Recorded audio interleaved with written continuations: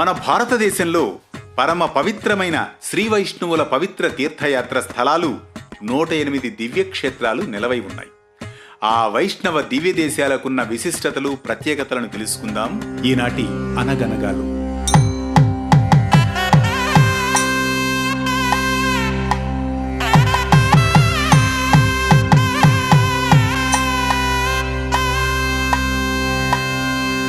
అయితే వాస్తవానికి వివిధ వివరణలు, ప్రాంతీయ నమ్మకాలు, చారిత్రక పరిణామాల కారణంగా దివ్య దేశాలుగా గుర్తింపబడిన 108 కంటే ఎక్కువ దేవాలయాలే ఉన్నాయి.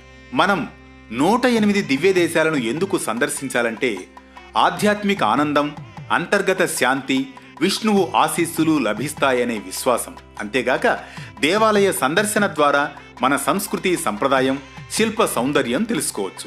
మన దేశంలో 8 స్వయం వ్యక్త క్షేత్రాలున్నాయి. దీని అర్థం ఈ ప్రదేశాలలో భగవంతుని విగ్రహాలను ఎవ్వరూ సృష్టించలేదు లేదా చెక్కలేదు.